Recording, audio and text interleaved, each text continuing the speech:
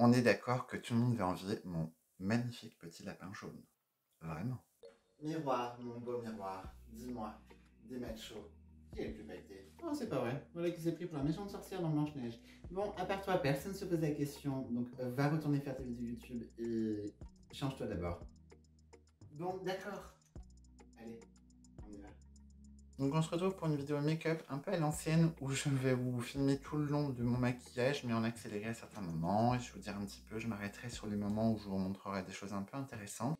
Comme d'habitude, tous les produits que je vais utiliser sont dans la barre d'infos. Si jamais ça vous intéresse, si ça vous intéresse pas, ne la lisez pas. Vous avez le timecode qui apparaît plutôt dans ce sens-là, qui va vous permettre d'accéder directement aux parties que vous voulez. Donc je vais faire l'ensemble de mon maquillage et je vais tester aujourd'hui la palette de chez KVD Vegan Beauty que j'ai déjà testé un petit peu. C'est une palette que je trouve déjà très jolie, j'aime bien l'harmonie, je suis assez surpris parce que c'est pas forcément le genre d'harmonie qui me tente, mais voilà, on va avoir des mats, on va avoir des satinés, des pailletés aussi, et ce sont des fards qu'on peut travailler secs ou mouillés. Pour l'instant je les ai travaillés que secs et je les trouve déjà très intenses en les utilisant secs, donc je pense que mouillé ça va bien envoyer.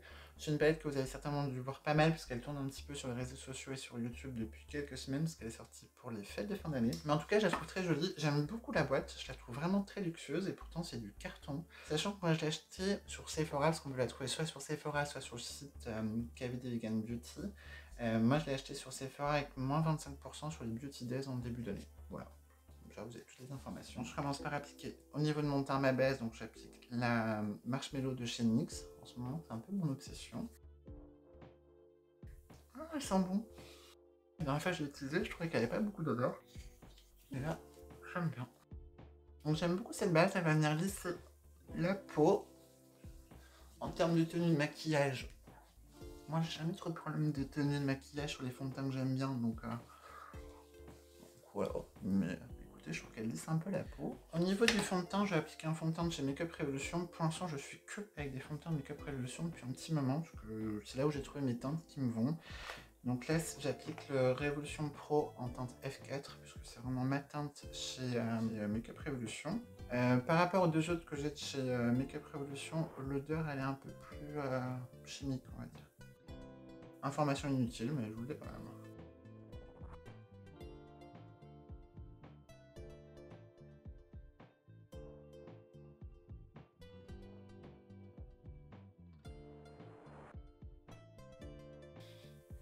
Oh, je fais blanc en caméra, mon dieu.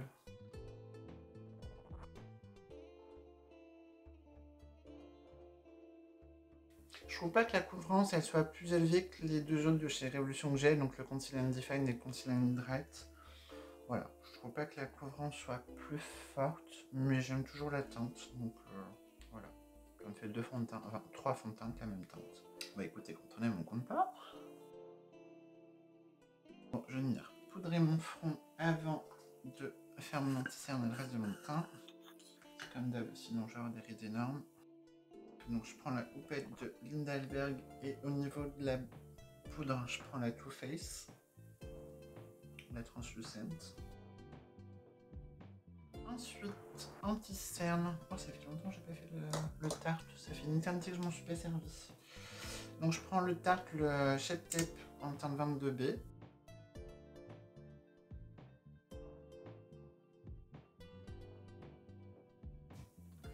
Et je vais venir fixer mon anti-cerne avec la poudre de chez Huda, donc la poudre libre. Et là, moi, je prends la Sugar Cookie. Donc c'est les poudres de baking. Je sais plus comment elles s'appellent.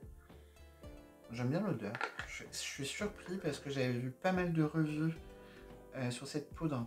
Parce qu'elle est très fine, elle est très bien. Et effectivement, elle est vraiment très très bien. Mais tout le monde disait que l'odeur était très forte. Moi, je trouve pas que l'odeur soit trop forte. Alors, ça sent hein, un peu la rose. Ouais. Mais moi, je trouve pas que ça sente trop fort. Et pourtant, je suis quelqu'un d'assez sensible aux odeurs. Donc,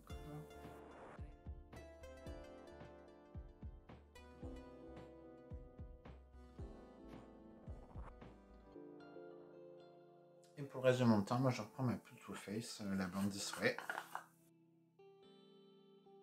Donc rien de nouveau sur la façon de faire, hein. Je vous ai fait une vidéo spéciale teint où je vous explique vraiment toutes les étapes de ce que je fais. Je vous ai même fait d'ailleurs techniquement 2 vidéos. Une vidéo où je vous montre comment je fais mon teint, quand je fais mon teint couvrant. et une vidéo où je vous décrypte toutes les étapes du teint. Qu'est-ce que c'est? Qu'est-ce que le contouring? Qu'est-ce qu'une base? Ce genre de choses. Donc, si ça vous intéresse, n'hésitez pas à aller regarder. Bronzer, je vais prendre un bronzer de chez Marc Jacob que j'ai en format voyage. En ce moment, j'ai plein de formats voyage, hein. Habituez-vous-y. Je n'ai pas gagné beaucoup d'argent avec YouTube, donc je n'achète pas encore beaucoup de produits de marque plein prix. Donc c'est le Tintastic Omega Bronze, la teinte 104, donc c'est un mini. Je me suis pas encore fait d'avis, c'est pas la première fois que je l'utilise, mais la teinte, je la trouve peut-être un peu trop claire pour moi. Je sais pas. En tout cas, j'ai l'impression de devoir vraiment y aller. Alors après, ça s'applique bien, ça se diffuse bien, mais j'ai pas l'impression que ce soit très pigmenté. Alors c'est peut-être parce que c'est un petit pen ou que la teinte est trop claire. C'est juste ça.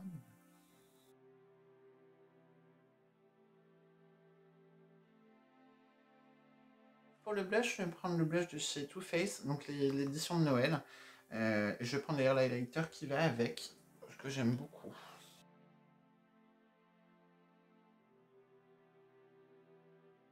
Ah, j'aime beaucoup l'odeur. Bon, je vais pas essayer de vous décrypter l'odeur, hein, parce que je suis nul pour décrypter les odeurs, mais j'aime beaucoup. J'aime bien les produits qui sentent bon en ce moment. Enfin, les produits parfumés en tout cas. Si je testais pour une fois de mettre qu'un seul blush, je sais pas ce que ça va donner. Je suis pas habitué moi à mettre qu'un blush. Bon allez, on en met qu'un. Soyons fous. Au niveau de l'highlighter, bah, je vais prendre celui qui va avec. Donc je vous ai pas dit, le blush c'est le Make Up and Be Mary et l'highlighter c'est l'Angel Kiss. Je sais pas si c'est uniquement l'édition Noël ou si on peut les retrouver en individuel ou dans d'autres packs. L'highlighter, j'aime beaucoup la couleur. C'est un champagne, il n'est pas trop jaune, on pourrait croire, hein, mais il est plutôt couleur champagne, il n'est pas trop jaune, j'aime bien.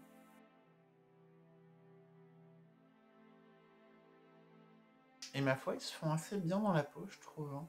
Oh, j'ai l'air absurde avec ça. Bah du coup, je vais le garder. Je vais faire ma barbe, donc je prends un crayon sourcil de chez NYX. La teinte, elle est un petit peu chaude pour moi, mais j'avais pas vu qu'il y avait une teinte plus froide. Donc, je pense que je rachèterai la teinte un petit peu plus froide. Par contre, l'embout est très fin. Bon, je suis pas encore très doué, hein, mais la pointe, elle est vraiment très très très fine. Vous voyez? Donc c'est un double embout, hein. Il y a un goupillon aussi. Mais je trouve que l'embout, il est très fin. Vous voyez, c'est juste légèrement pour épaissir un peu ma tête. Et en mettre sur ma barbe.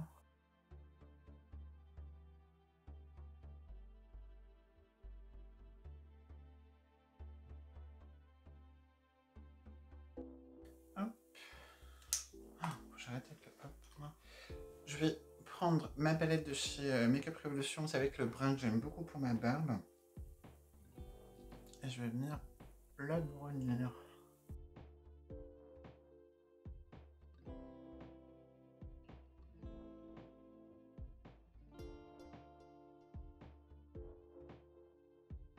C'est la première fois que j'utilise ce pinceau. C'est des pinceaux que j'ai achetés sur AliExpress avec des petits trucs comme ça. C'est hyper gadget, hein, mais moi j'aime bien les gadgets.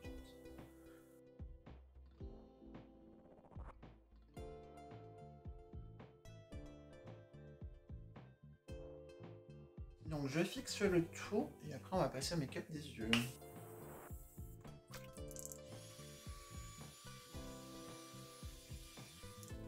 Au niveau de la base à paupières, je vais pas prendre la P. Louise. Après mûre réflexion, je vais prendre une base à paupières de chez Wet n Wild. Ça fait une éternité que je m'en suis pas servi.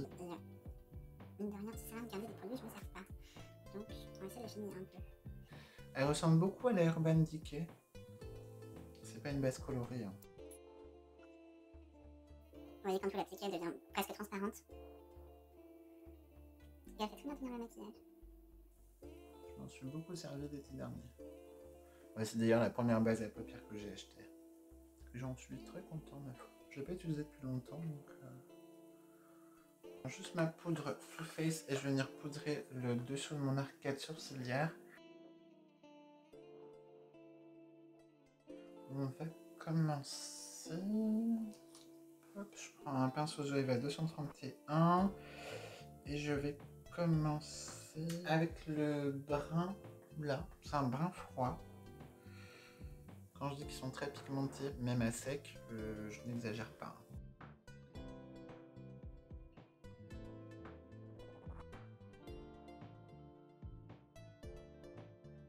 Je prends un petit pinceau de chez Gezup, le 237, et je prends cette teinte bleue, elle me tente, donc voilà.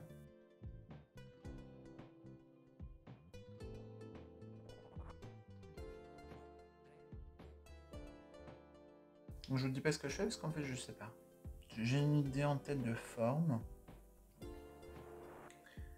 Et du coup j'essaie de la réaliser.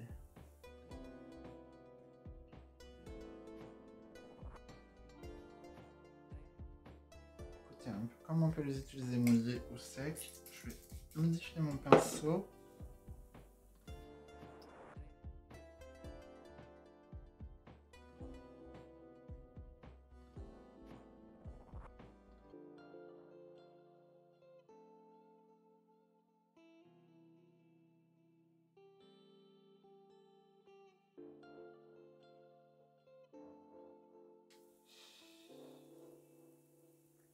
On sent que je suis pas convaincue par ce que je fais ou par le maquillage. Alors, déjà la couleur, je trouve quand on l'applique ça fait un bleu jean, ce qui paraît très joli, mais dans le pan on est plutôt sur un bleu, on va dire un bleu marine, presque un bleu nuit, enfin assez foncé. Je trouve pas que ça... Je sais pas. Je sais pas. Mouillé, j'ai l'impression que c'est pire, hein. En tout cas sur cette teinte là.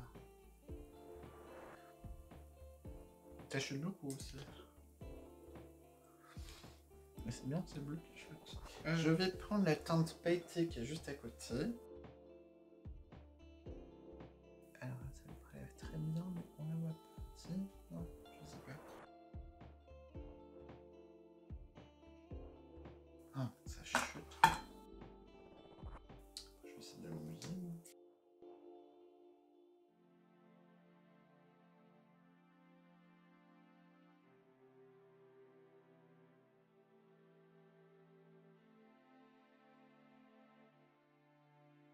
Je vais prélever la teinte en haut à droite. C'est pailleté duochrome, j'ai l'impression.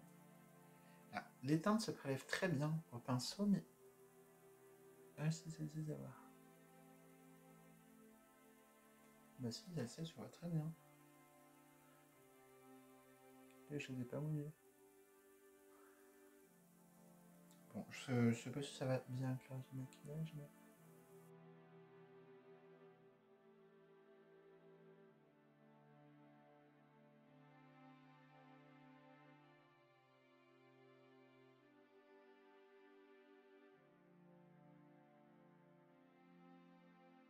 Ah non, mais c'est moche. Bon, je sais que la forme que je suis en train de faire, elle est pas belle, hein, mais...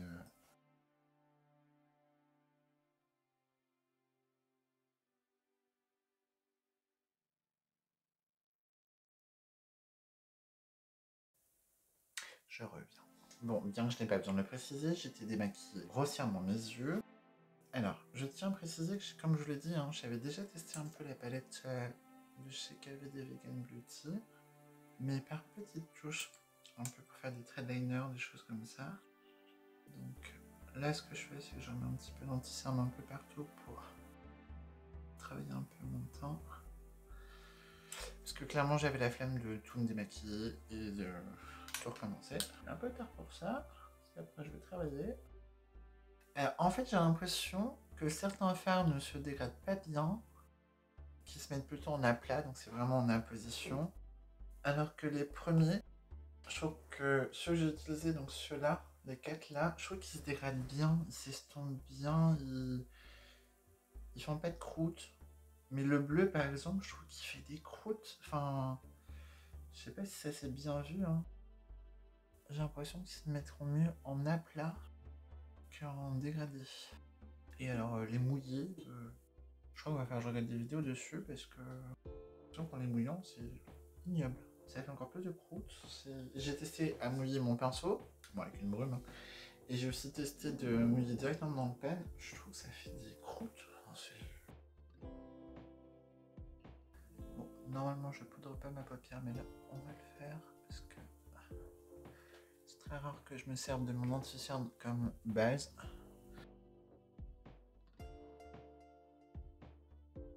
Pour les petites retouches, j'ai pas nettoyé mes pinceaux, donc je les reprends.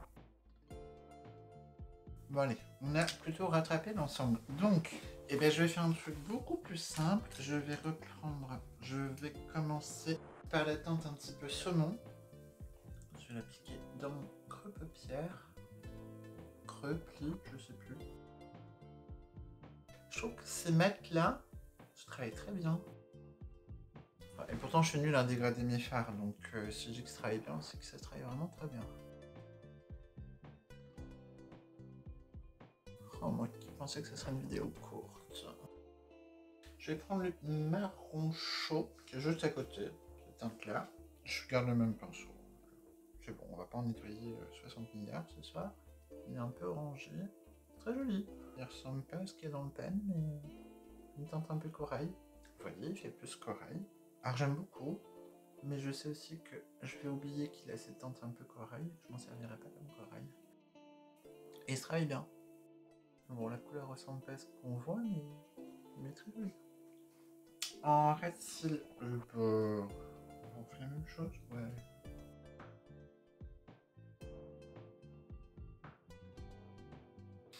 Donc j'essuie mon pinceau et je vais reprendre ma première teinte pour venir dégrader un petit peu mon ras de cils inférieur.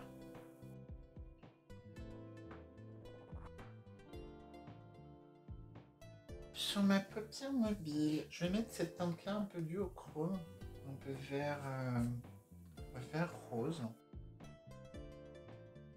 Je vais pas prendre le risque, on va l'appliquer au doigt.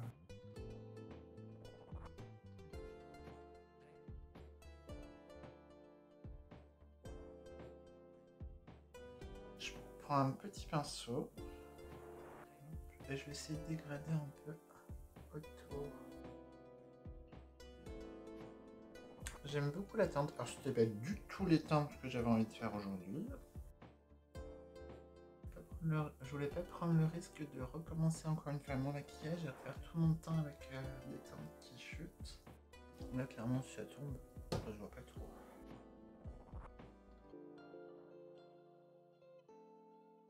Je vais prendre cette teinte là, donc la teinte un peu champagne pour mon coin interne.